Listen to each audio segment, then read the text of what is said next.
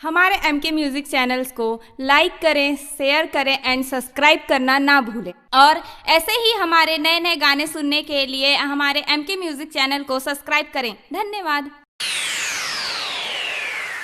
MK music Vishrampur की शानदार प्रस्तुति। ए रानी का ये बताना, तोर गुलाबी गाल है लाल टूक दिखत है यार। ऐसे का? हाँ यार।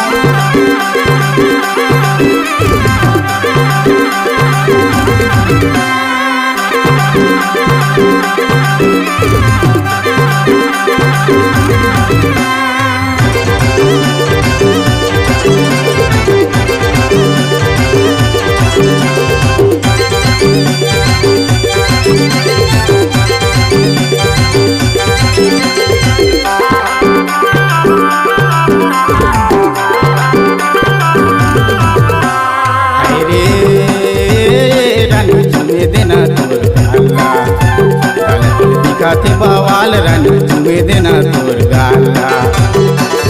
हाय रे राजा चुमे दे मोर गाला, गाला मोर दिखते बवाल राजा चुमे दे मोर गाला।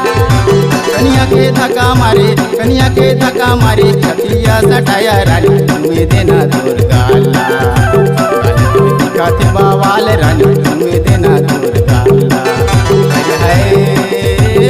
रानी चुमे देना तोर गाला, दिखाते बवाल रानी चुमे देना तोर गाला।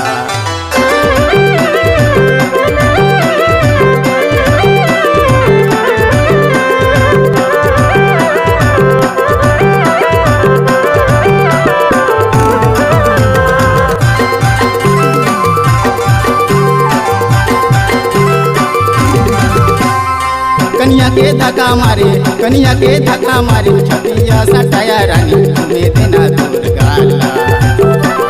दिखाते बवाल रानी चुमे देना तोर गाला।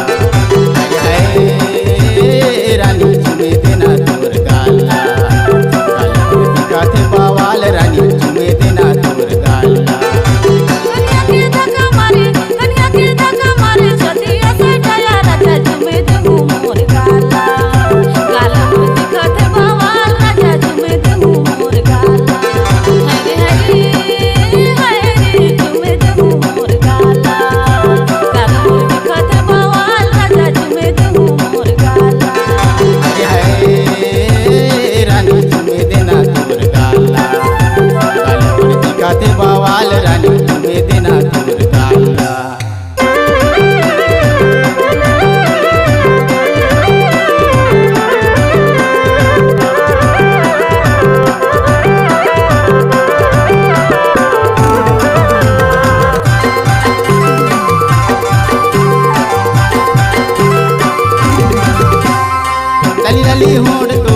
लली होंठ तोर बात मजेदार रानी चुमे देना तोर गाला।